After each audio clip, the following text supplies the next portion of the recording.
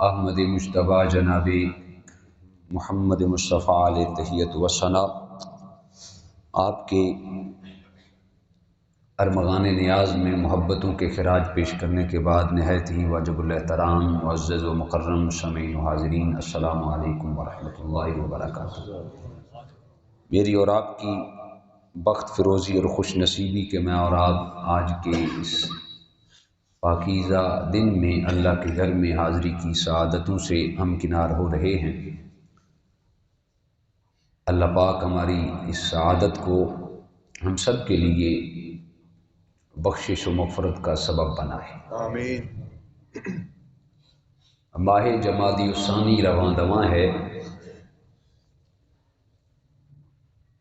حضرت سیدنا عبداللہ المعروف حضرت سیدنا ابو بکر صدیق رضی اللہ تعالی عنہ کی عظمت، آپ کی شان، آپ کے مناقب اور آپ کے فضائل کے حوالے سے بات چل رہی ہے۔ آج کی اس مختصر سی نشست میں آپ کی سیرت طیبہ کے ایک پہلو پر، جو کہ آپ کی زندگی کا سرمایہ حیات پہلو ہے، وہ حضور علیہ السلام کے ساتھ آپ کا جو سفر ہجرت ہے، غار ثور کی جو آپ کو معراج نصیب ہوئی، آپ کو معیت خاصہ کا اعزاز میسر آیا، اس پر چند معروضات پیش کریں گے۔ ایک الگ سے ایک پورا عنوان ہے، پوری تقریر ہے، پورا لیکچر ہے کہ ہجرت کے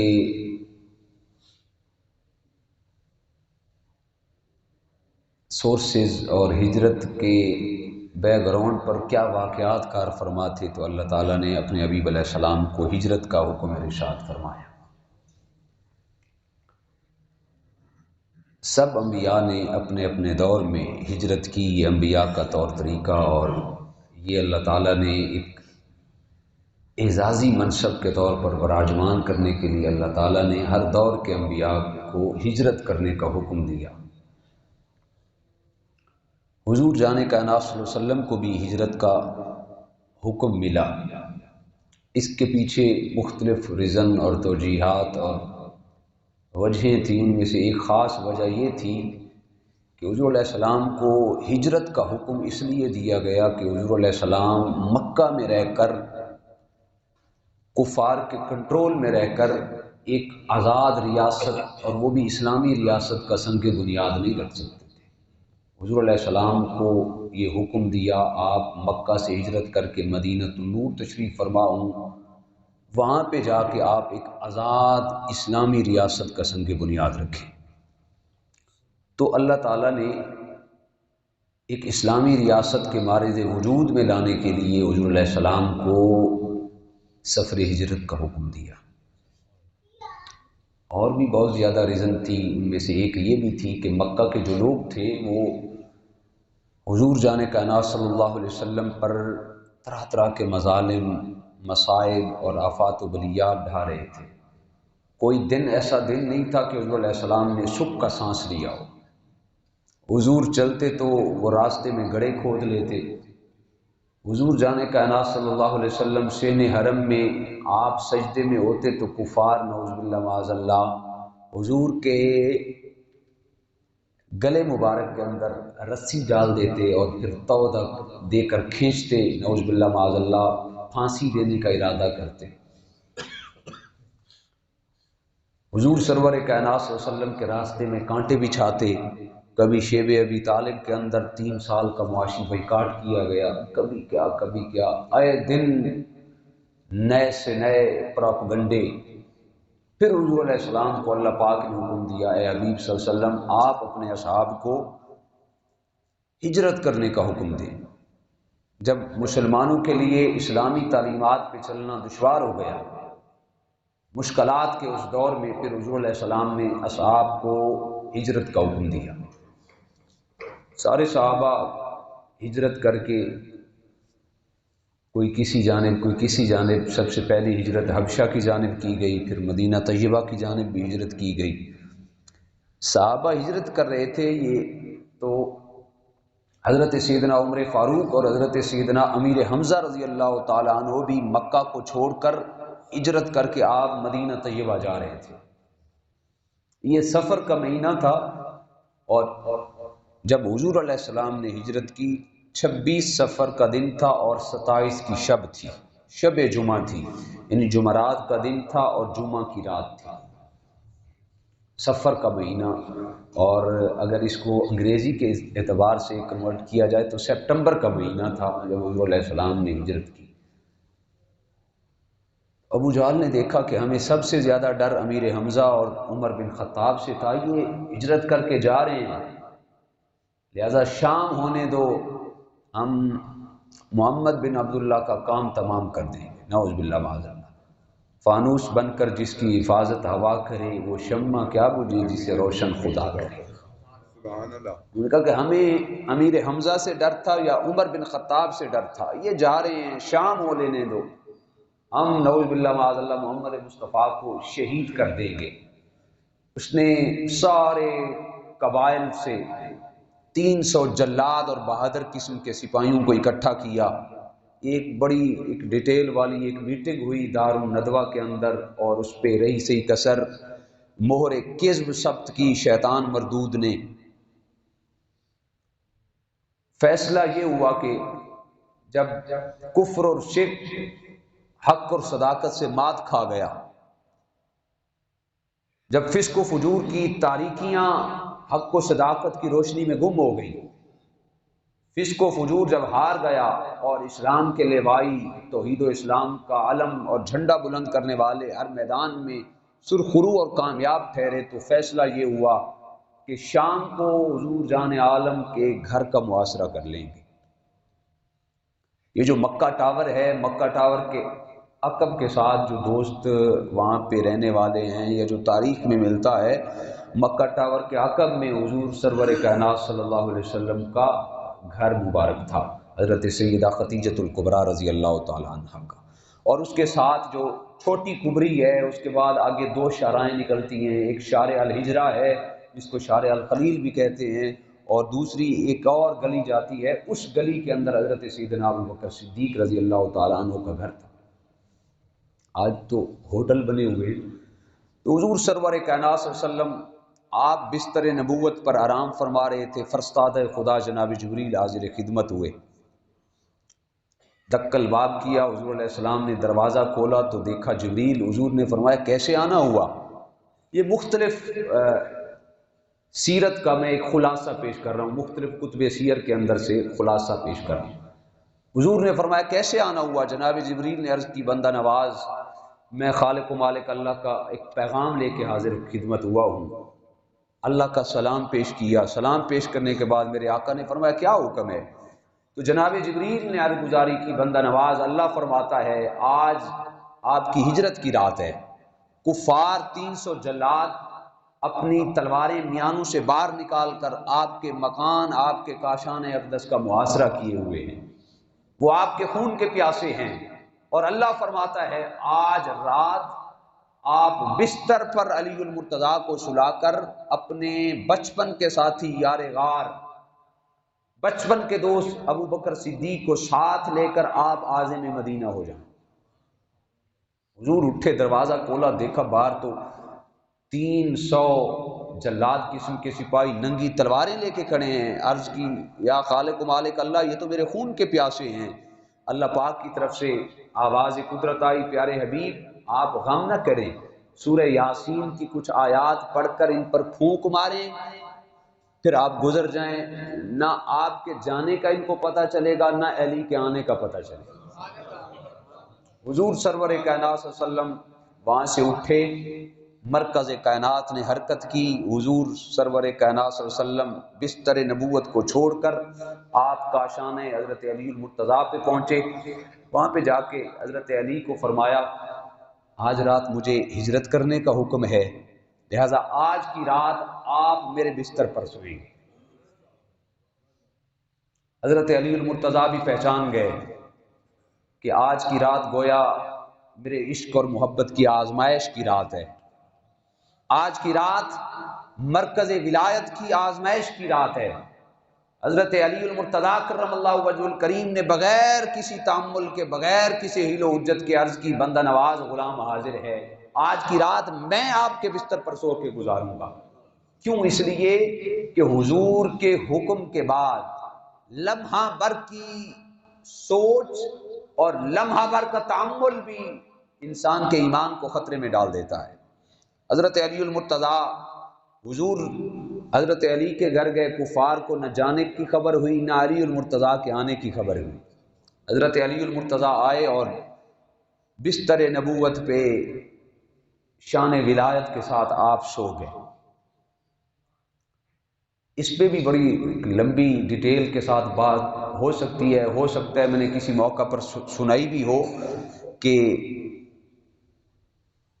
حضرت علی المرتضیٰ کی بارگاہ میں پھر ملائے اعلیٰ کے مقرب فرشتے کس انداز میں آئے اور انہوں نے کس انداز میں ساری رات کھڑے ہو کر جناب علی المرتضیٰ کا پہرا دیا۔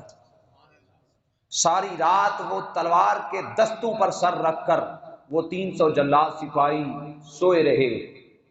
حضور جانے کائنات صلی اللہ علیہ وسلم ان سے بچتے ہوئے مکہ کی گلیوں سے گزرتے ہوئے حضور سیدنا صدیق اکبر کے دروازے دلربا پہ پہنچے، دکل باب کیا۔ جناب صدیق پہلے ہی دروازے کے ساتھ موجود تھے، دروازہ فوراً کھول دیا۔ حضور نے فرمایا صدیق آج کی رات ہجرت کرنے کا حکم ہے، بتاؤ میرے ساتھ چلو گے؟ اگر تم آج کی رات میرے ساتھ سفر ہجرت میں چل پڑے تو میں گواہی دیتا ہوں، گارنٹی دیتا ہوں، کل تم جنت کے اندر بھی میرے ساتھی ہوگے۔ سبحان اللہ۔ حضرت سیدنا صدیق اکبر نے عرض کی بندہ نواز غلام تو ہے ہی اس لیے۔ حضرت سیدنا صدیق اکبر نے پہلے سے ہی 2 سواریاں تیار کر رکھی تھی۔ ایک سواری حضرت عائشہ اور حضرت اسماء نے کھانا تیار کیا، کھانا باندھنے کے لیے وہ کپڑا نہ ملا تو حضرت اسماء نے اپنا دوپٹہ پھاڑ کر کھانا باندھا، اور حضور جانے کائنات نے انہیں عتق الناطقین کا لقب عطا فرمایا، حضرت اسماء بنت امیس کو رضی اللہ تعالیٰ عنہ۔ حضور سواری پہ سوار ہوئے، ایک سواری پہ حضور جانے کائنات سوار ہیں، ایک سواری پہ حضرت سیدنا ابو بکر صدیق سوار ہیں۔ یہ شب جمعہ تھی اور 27 صفر المظفر کی شب تھی۔ آقا کائنات شارع الہجرہ سے ہوتے ہوئے حضور سرور کائنات سواریوں پہ سوار چلتے چلتے آج کائنات عالم کا ایک عجیب منظر دیکھنے والا جناب سیدنا صدیق اکبر نے بھی بغیر کسی حیل و حجت کے حامی بھر لی۔ جناب صدیق جانتے تھے میری زندگی کی خواہش کو آج استجابت ملنے کا ٹائم آ گیا۔ جناب ابو بکر صدیق کی 3 خواہشیں تھیں پوری کائنات میں۔ عرض کیا آقا میری 3 خواہشیں ہیں؟ حضور نے فرمایا کون سی خواہشیں؟ عرض کیا یا رسول اللہ میری خواہش یہ ہے مال ابو بکر کا ہو اور وہ اللہ کے راستے میں قربان کر دوں۔ میری دوسری خواہش یہ ہے بیٹی ابو بکر کی ہو اور آپ کے نکاح میں دے دوں۔ آقا میری تیسری خواہش یہ ہے چہرہ آپ کا ہو اور ابو بکر کی آنکھیں ہوں، بس آپ کو دیکھتے ہی رہ جاؤں۔ سبحان اللہ، سبحان اللہ۔ تو اللہ کی طرف سے بھی آواز آئی صدیق آؤ آج کی رات ہم آپ کی اس خواہش کو بھی بار آور کر دیتے ہیں، یا تم ہوگے یا مصطفیٰ ہوں گے۔ پھر ٹکٹکی باندھ کے آقا کائنات کو دیکھ لیں۔ ایک وقت آیا پہاڑ نوکدار پتھر سواریاں نہیں چل سکی، سواریوں کو چھوڑ دیا گیا۔ حضور جانے کائنات صلی اللہ علیہ وسلم سے کبھی جناب سیدنا صدیق اکبر آگے چل پڑتے ہیں، پھر تھوڑی دیر کے بعد پیچھے آ جاتے ہیں، پھر خیال آتا ہے تو دائیں سائڈ پہ آ جاتے ہیں، پھر خیال آتا ہے تو بائیں سائڈ پہ آ جاتے ہیں۔ آقا کائنات نے فرمایا صدیق یہ کیا کر رہے ہو، یہ کیا کر رہے ہو؟ تو تاجدار کائنات کی بارگاہ میں جناب سیدنا صدیق اکبر نے عرض کی فارسد الرعد فام سے امام کا یا رسول اللہ مجھے شک لاحق ہوتا ہے کہیں آگے سے دشمن آپ پر حملہ نہ آور ہو جائے، میں آگے آ جاتا ہوں۔ پھر مجھے میرے ذہن کے اندر فارسد التلف ذہن کے اندر شک آتا ہے کہیں پیچھے سے آ کر کوئی آپ کو تلف نہ کر دے، فام سے خلفہ کا پھر میں دوڑ کر آپ کے پیچھے آ جاتا ہوں۔ یا رسول اللہ یہ میرے دل کا سودا ہے، کبھی دل کہتا ہے آگے آ جاؤ، کبھی دل کہتا ہے پیچھے آ جاؤ، کبھی دائیں کبھی بائیں، میں تو دل کے ہاتھوں مجبور ہوں۔ حضور علیہ السلام خوش ہوئے۔ پھر ایک وقت حضور جانے کائنات صلی اللہ علیہ وسلم تحمل کے ساتھ اور حفاظتی تدابیر کے ساتھ آقا کائنات پنجوں پہ چل رہے تھے۔ حضور جانتے تھے کیونکہ اس وقت کھوج کا سسٹم بڑا معروف تھا۔ کھوجی حضرات، آج کل تو یہ میرا خیال ہے ختم ہو چکا ہے، یہی پکی سڑکیں بن گئی، اس وقت کھوج بڑی مشہور تھی۔ حضور سرور کائنات اپنے پگ مبارک پر پاؤں کے آگے والے حصے پہ چل رہے تھے۔ جناب سیدنا صدیق اکبر نے یہ محسوس کیا گویا حضور تھک چکے ہیں۔ کہاں نرم و نازک قدمین طیبین، جن کی ایک جھلک کو دیکھنے کے لیے عرش اعظم بھی ترستا ہے۔ آج وہ نکیلے پتھروں پر حضور بغیر جوتی کے، جوتی بھی ٹوٹ گئی یا ایسی جوتی ہوگی، سیر نگاروں نے یہی لکھا کہ جناب سیدنا صدیق اکبر نے محسوس کیا گویا حضور تھک چکے ہیں، یا حضور کے پائے اقدس قدمین طیبین کہیں زخمی نہ ہو جائیں۔ ہاتھ باندھ کے عرض کی بندہ نواز میری خواہش یہ ہے آپ میرے کندھوں پہ آ جائیں، آپ میرے کندھوں پر سواری فرمائیں۔ اس شان اور اس لاڈ کے ساتھ عرض گزاری کی، حضور اس کو انکار نہ کر سکے۔ حضور علیہ السلام نے قبول فرما لی۔ جناب سیدنا صدیق اکبر رضی اللہ تعالیٰ عنہ کی عمر اس وقت، یہ 1190 کا واقعہ ہے، ہجرت کا واقعہ، 11 سال یہ ہو گئے اور 40 سال کی پہلے کی زندگی، گویا کہ حضور سرور کائنات صلی اللہ علیہ وسلم کی 52 سال عمر تھی، 52 ایئرز حضور سرور کائنات صلی اللہ علیہ وسلم کی عمر مبارک تھی، اور حضرت سیدنا ابو بکر صدیق 2 سال کے ڈفرینس سے تھے۔ تو حضور سرور کائنات جناب صدیق اکبر کے کندھوں پہ ہیں۔ جناب سیدنا صدیق اکبر آج عشق اور محبت کی مستی میں، یہ منظر حوران اور غلمان جنت نے بھی دیکھا، حجابات اٹھا دیے گئے، آج قدسی بھی رشک کی نگاہوں سے دیکھ رہے تھے۔ یہ 2 افراد کا محبت کا قافلہ رواں دواں ہے، ایک آقا ہے ایک غلام ہے، ایک کے سر پہ تاج نبوت ہے تو دوسرے کے سر پہ تاج صداقت سجا ہوا ہے، ایک خدمت گزار ہے تو ایک آقا ہے، ایک محبت کا متوالا ہے تو ایک چاہنے والا ہے۔ صدیق کیف اور مستی کے عالم میں جھومتے جا رہے ہیں، آقا کے قدموں کو بوسے دیتے جا رہے ہیں۔ اللہ اکبر۔ یا رسول اللہ صلی اللہ علیہ وسلم۔ 759 میٹر بلندی پہ ہے سطح زمین سے وہ غار ثور، جس کو جبل نور بھی کہتے ہیں۔ تو وہ 759 میٹر سطح زمین سے اوپر ہے۔ اس وقت تو کوئی عالم ہی نہیں تھا، غار ایسے تھی۔ آج تو راستے ایسے بنے ہوئے ہیں نا جی، بڑی مشکل سے بڑا صحت مند نوجوان بھی سفر کرتے کرتے 1 گھنٹہ لگتا ہے۔ تو اس وقت غار ایسے تھی، یہ سیڑھیاں اور راستے نہیں تھے۔ جناب سیدنا صدیق اکبر حضور سرور کائنات کو کندھوں پہ اٹھا کے آپ تشریف لے کے جا رہے ہیں۔ حضور کے دونوں ایڑیاں صدیق کے سینے کے ساتھ مس ہو رہی ہیں۔ اس لیے جناب عمر کی بھی خواہش تھی کاش میں ابو بکر کے سینے کا اقبال ہوتا۔ جناب عمر فاروق نے اس خواہش کا اظہار کیا، جناب صدیق اکبر کے اعزاز اور مقدر پر قربان جائیں، کیسا عاشق صادق۔ ارے جی، ایک نبی کی ایڑی ایک جگہ پہ لگ جائے، سینکڑوں صدیاں بیت گئیں، آب زمزم پتریلی زمین کے ساتھ جناب اسماعیل کی ایڑیاں ٹکرائیں، آب زمزم کا چشمہ جاری ہو گیا، کئی صدیاں گزر گئی، ہزاروں سال، لیکن اس آب زمزم کے پانی کے ذائقے کے اندر بھی فرق نہیں آ سکا۔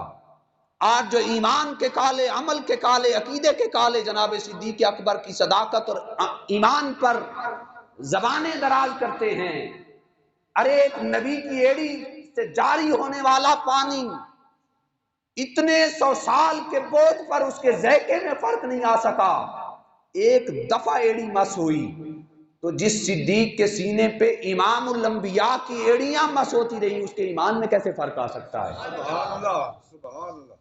جناب سیدنا صدیق اکبر حضور کے قدموں کو بوسے دیتے ہوئے تشریف لے کے جا رہے ہیں۔ ایک وقت آیا پھر اس منظر کو شان قدرت نے بھی جھانک کر شان قدرت کا نظارہ کیا، کیسے ایک خادم اپنے آقا کو کندھوں پہ اٹھا کے لے کے جا رہا ہے۔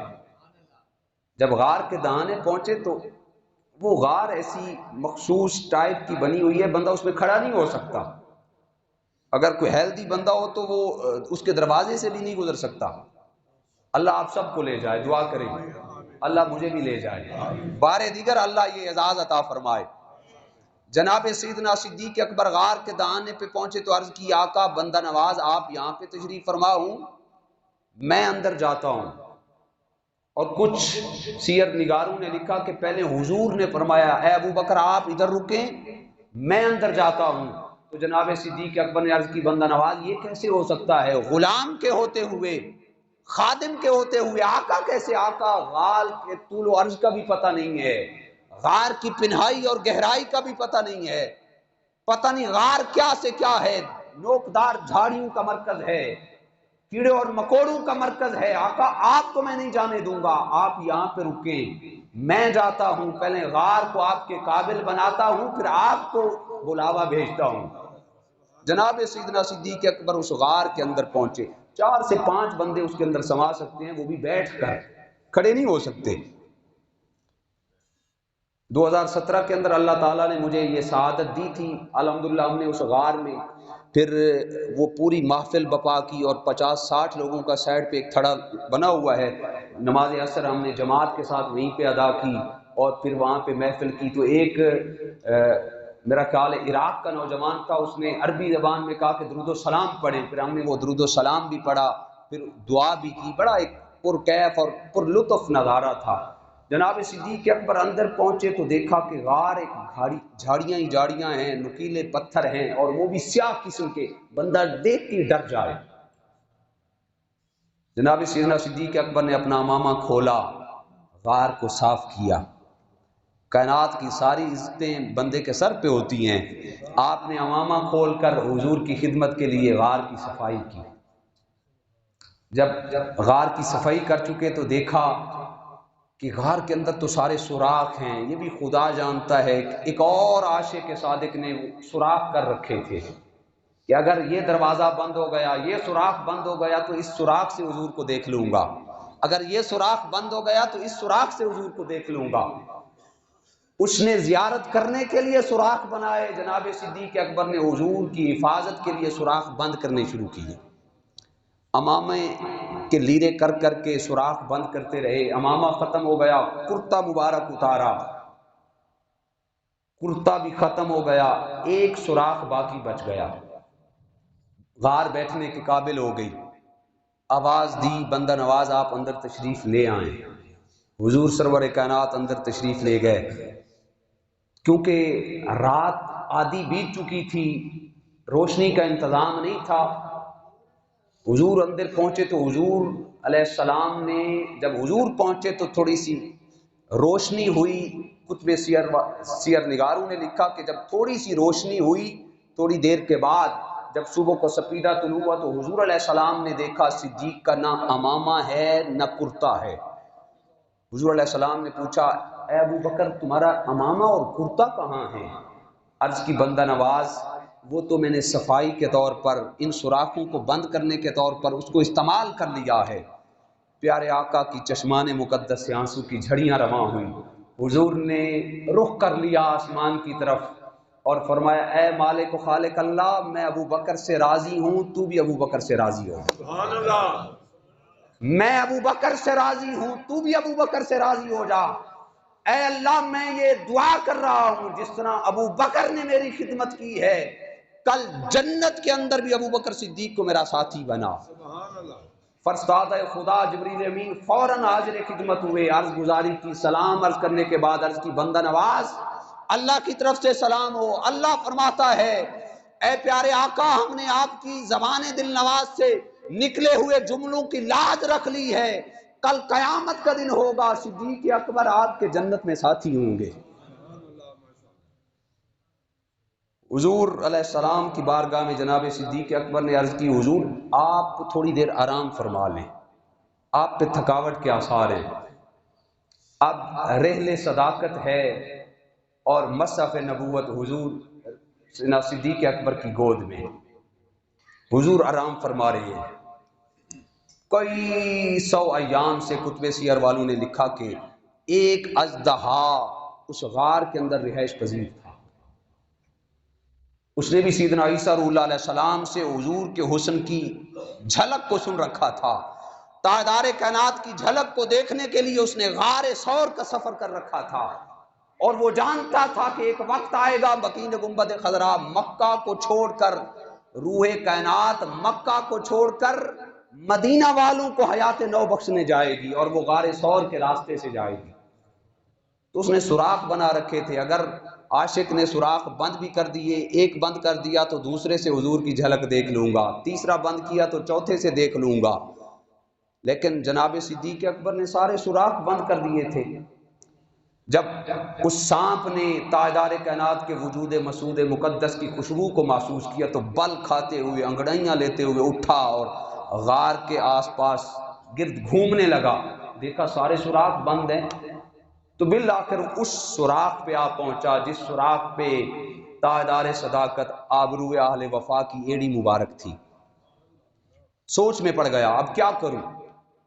ڈانگ مارتا ہوں تو گستاخی ہے، کائنات کے افضل الخلق بعد الانبیاء ہیں، اگر ڈنگ مارتا ہوں تو گستاخی ہے، تاجدار صداقت کو نقصان پہنچاؤں، لیکن اگر ڈنگ نہیں مارتا تو روح کائنات کی جھلک نہیں دیکھ سکتا۔ سوچو بچار میں پڑ گیا، آخر کار اس نے یہ فیصلہ کیا اگر آج یہ موقع ہاتھ سے چلا گیا تو پھر پوری زندگی حضور کی جھلک نہیں دیکھ سکوں گا۔ اس نے ڈنگ چلانا شروع کیا، اس نے سوچا معمولی انسان ہے، ایک ڈنگ کھائے گا تو ایڑی ہٹا لے گا، میں حضور کی زیارت کر لوں گا، لیکن جناب صدیق اکبر نے سوچا دشمن ہے، حضور کو تکلیف پہنچائے گا، آپ نے ایڑی کو قوت سے دبایا کہ کہیں حضور کو کوئی غم، کوئی خوف اور کوئی تکلیف نہ ہو۔ ایک ڈنگ کیا، دو ڈنگ کیا، کئی اس نے ڈنگ چلائے۔ جناب سیدنا صدیق اکبر رضی اللہ، جناب عمر کتب سیاہ کے اندر ابو داؤد ہے، دیگر سیاہ کی کتاب، جناب عمر اس روایت کو نقل کرتے ہیں کہ حضور سیدنا صدیق اکبر نے حضور کے آرام کی خاطر آپ نے حرکت تک بھی نہیں کی۔ ایک وقت ایسا آیا کہ پورا زہر رگ و ریشہ میں پیوست ہو گیا، زہرزار ہوتا ہے، اسے راستہ نہ ملے تو وہ کسی نہ کسی طریقے سے راستہ بنا ہی لیتا ہے۔ جناب صدیق اکبر تو صبر کے اعلیٰ مقام اور درجے پر فائز تھے، کہیں حضور کے علام میں خلل نہ آ جائے۔ آخر کار زہر نے آنکھوں کا راستہ اپنایا، آنسو بن کر آنکھوں سے چند قطرات ٹپکنے لگے۔ قربان جائیں صدیق اکبر کے عشق پر، آپ کی محبت اور آپ کی چاہت اور آپ کے قرب پر، آنسو کے چند قطرے رخ مصطفیٰ پہ گرے، حضور کے چہرے پہ آنسو کے قطرے آئے تو تاجدار کائنات نے آنکھیں کھولی، فرمایا ما بالک یا ابا بکر، اے ابو بکر کیا ہوا؟ میں ایک مثال دیتا ہوں، میک کے اندر کرنٹ آ جائے تو حاجی صاحب مجھے اچانک جب مجھے کرنٹ لگ جائے، حاجی صاحب کہیں گے کہ جب ایسی ہنگامی صورتحال پیدا ہو جائے پھر اس وقت آداب کا اور حل و حجت کا خیال نہیں رکھا جاتا، اس وقت بڑے بڑے القابات نہیں دیے جاتے، حضرت علامہ مولانا فلاں فلاں فلاں، اس میک کے اندر کرنٹ ہے بچ کے، اس وقت ایسا تو نہیں ہوتا، بلکہ اس وقت ہنگامی صورتحال میں یہی ہوتا ہے، قاری صاحب بچ کے، میک کے اندر کرنٹ ہے۔ سیدنا صدیق اکبر اس ہنگامی حالات میں بھی قربان جائیں تاجدار صداقت کے عشق اور محبت پر، اس ہنگامی حالت میں جب آقا نے پوچھا ما بالک ابا بکر، اے ابو بکر کیا ہو گیا؟ جناب صدیق کہہ سکتے تھے نزکتو نزکتو نزکتو، آقا سانپ نے ڈس لیا ہے، سانپ سے ڈسا گیا ہوں، اچانک یہ کہہ سکتے تھے، لیکن قربان جائیں صدیق اکبر کے عشق اور محبت پر یہ الفاظ موجود ہیں، عرض کرتے ہیں نزکتو فداک امی و ابی یا رسول اللہ صلی اللہ علیہ وسلم، یا رسول اللہ میری ماں آپ پر قربان جائے، میرا باپ آپ کے راہوں پر نچھاور ہو جائے، مجھے سانپ نے ڈس لیا ہے۔ اس وقت آداب کو ملحوظ خاطر رکھ کے کہتے ہیں میری ماں بھی قربان جائے، آقا میں کیا ہوں، میری ماں قربان جائے، میرا باپ قربان جائے، نزک تو مجھے سانپ نے ڈس لیا ہے۔ تاجدار کائنات صلی اللہ علیہ وسلم نے فرمایا صدیق لاؤ مجھے اپنی ایڑی دکھاؤ۔ سیدنا صدیق اکبر کا ایمان کہاں گوارا کرے کہ حضور کے ہاتھ ہوں اور میرا پاؤں ہو، نہیں، بلکہ حضور نے زبردستی پاؤں کو پکڑا، اپنا لعاب دہن، وہ لعاب دہن سبحان اللہ جو حضرت علی کی آنکھوں میں جا رہا تھا صدیق کی ایڑی پہ لگ رہا ہے، اور اس نے شفا کا کام دیا۔ جناب صدیق اکبر کی ساری بیماریاں ختم ہو گئیں۔ جب بیماریاں ختم ہو گئیں، اللہ اکبر، اب سوال پیدا ہوتا ہے، وہ اتنا بڑا اجتہا اور بہت بڑا پرانا سانپ تھا، کامن سینس کی بات ہے، اس کی زہر اتنی زیادہ تھی، وہ ایسے ایک پھکار ہی مارتا تو کپڑا جل کے راکھ ہو جاتا، سوراخ ظاہر ہو جاتا، ہو سکتا تھا نا ایسے، سوراخ ہی بند تھے تو سانپ اتنا بڑا تھا، وہ زہر کی پھنکار مار کے ان کپڑوں کو جلا سکتا تھا اور سوراخ خالی کر سکتا تھا، لیکن باقی سوراخوں کی طرف وہ نہیں گیا۔ سیدنا صدیق اکبر کی ایڑی والے سوراخ پہ آ کے بیٹھ گیا، نہیں جی میں تو ایتھے ہی جانا ہے۔ اس کی کیا وجہ ہے؟ اس کی ریزن کیا ہے؟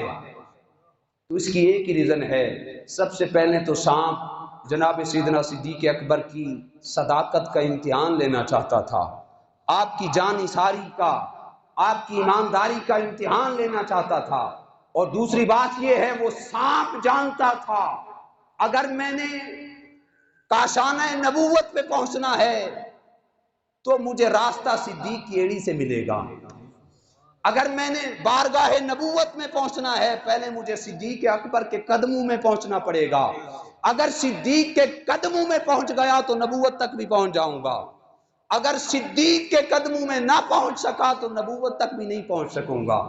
تو سانپ نے ڈنگ مارا، صدیق اکبر رضی اللہ تعالیٰ عنہ نے پھر یہ سارا واقعہ نمودار ہوا۔ اچھا سانپ نے زہر مارا تو پھر اس زہر کا ایک بہت زیادہ ایفیکٹ یہ ہوا کہ جناب سیدنا صدیق اکبر کو بہت زیادہ پیاس لگ گئی، بہت زیادہ پیاس لگی۔ شیخ اکبر شیخ محی الدین ابن عربی نے اس واقعہ کو لکھا اور دیگر بھی محدثین نے لکھا، جب زہر کو محسوس کیا بہت زیادہ شدت کی پیاس لگ گئی تو صدیق اکبر نے عرض کی آقا مجھے پیاس لگی ہے۔ سارا کچھ آپ خود صفائی کی تھی، غار کی صفائی خود کی تھی، اور یہ بھی جانتے تھے یہ تو سارے پتھر ہیں، یہاں پانی کا تو نام و نشان نہیں، لیکن حضور کی بارگاہ میں عرض کی آقا مجھے پیاس کی شدت محسوس ہو رہی ہے۔ میرے آقا نے فرمایا صدیق جاؤ غار کے دہانے پہ جا کر پانی پی لو، غار کے دہانے پہ جا کر پانی پی لو۔ وہ صدیق ہی کیا ہے جو حکم رسول کے بعد سوچ میں پڑ جائے بغیر کسی ہیل و حجت کا، حالانکہ جانتے تھے کچھ بھی نہیں ہے، پانی کا نام و نشان تک نہیں ہے، حضور نے کہا تو صدیق چل پڑے۔ جناب سیدنا صدیق اکبر غار کے دہانے پہ پہنچے، دیکھا ایک بہت عالی شان چشمہ ابل رہا ہے، ایک نہر رواں دواں ہے۔ شیخ اکبر کا میں نے ریفرنس دیا، جن کا نام ہی بہت بڑا ریفرنس ہے، بس ایک نہر جاری تھی، آپ نے پیٹ بھر کر سیر ہو کر پانی پیا، واپس آئے تو حضور نے پوچھا صدیق پانی پیا ہے ہو؟ عرض کی یا رسول اللہ جی پانی پیا آیا ہوں۔ حضور نے پوچھا وہ پانی کیسا تھا؟ جناب سیدنا گویا کہ حضور تاجدار کائنات اپنے اختیار کا خود اعلان فرما رہے ہیں۔ پوچھنے کی حاجت کیا تھی؟ صدیق نے پانی پی لیا، پیاس ختم ہو گئی، بات ختم نہیں۔ حضور یہ پیغام پوری امت مسلمہ کو سنانا چاہتے تھے، صدیق پانی کیسا تھا؟ عرض کی بندہ نواز وہ پانی شہد سے زیادہ میٹھا تھا، وہ دودھ سے زیادہ سفید تھا، آقا وہ پانی برف سے زیادہ ٹھنڈا تھا، کستوری سے زیادہ خوشبودار تھا۔ تاجدار کائنات نے فرمایا صدیق جانتے ہو وہ پانی کہاں سے آیا؟ تو جناب سیدنا صدیق اکبر نے عرض کی بندہ نواز اللہ عالم و رسولہ، آپ جانتے ہیں یا خدا جانتا ہے؟ تو تاجدار کائنات نے فرمایا صدیق یہاں پہ کوئی پانی پونی نہیں تھا، جب تم نے پانی کی خواہش کا اظہار کیا تو اللہ نے جنت الفردوس کے اس فرشتے کو جس کی ڈپٹی جنت کی نہروں پر ہے، اللہ نے اس کو حکم دیا کہ میرے یار کے کہنے پر صدیق آنکھیں بند کر کے چل پڑا ہے، کہیں میرے یار کے کہنے پر صدیق کا ایمان خطرے میں نہ آ جائے، صدیق آنکھیں بند کر کے چل پڑا ہے۔ اے جنتی نہروں کے فرشتے جلدی کر جنت کی ایک نہر کا کنیکشن غار ثور کے ساتھ کر دے تاکہ میرے صدیق کا ایمان متذبذب نہ ہو۔ نعرے تکبیر، نعرے رسالت، نعرے حیدر हाजरी सैयदी मुर्शद जनाब सैयदना सिद्दीक अकबर, आखिरी दो जुमले, जनाब सैयदना सिद्दीक अकबर ने अर्ज की, या रसूलल्लाह, अबू कुहाफा के बेटा इतना काबिल हो चुका जो पते की अगली बात सुनाने जा रहा हूं, अपने ईमान पर रश करें कि अल्लाह ने अपने महबूब को कैसे कैसे साथी दिए और हम कैसे साथियों की इज्जत और आबरू के मानने वाले हैं। जनाब सिद्दीक अकबर ने अर्ज की, या रसूलल्लाह, अबू कुहाफा के बेटे की इतनी शान कि उसे प्यास लगे तो पानी जन्नत से आए। मेरे आका ने फरमाया, सिद्दीक ये तो थोड़ी बात है, इससे अगली बात ना बताऊं। जनाब सिद्दीक अकबर ने जबीन नियाज झुका दी, आका हुक्म फरमाए। मेरे आका ने फरमाया, सिद्दीक सुन लो, अगर कोई बंदा अपने सीने में 70 नबियों के बराबर इबादत लेके आ जाए लेकिन उसके सीने में तेरा बुग़्ज़ हो, मुझे उस खालिक मालिक अल्लाह की इज्जत की कसम, वो बंदा जन्नत नहीं जा सकता, अल्लाह ने उस पे जन्नत हराम कर दी है। सुभान अल्लाह। ये सिद्दीक अकबर का शान और मकाम। इंशाअल्लाह 10 जुम्मतुल मुबारक पर इससे आगे बात को चलाएंगे। वाक़िअ दावाना। सुभान अल्लाह।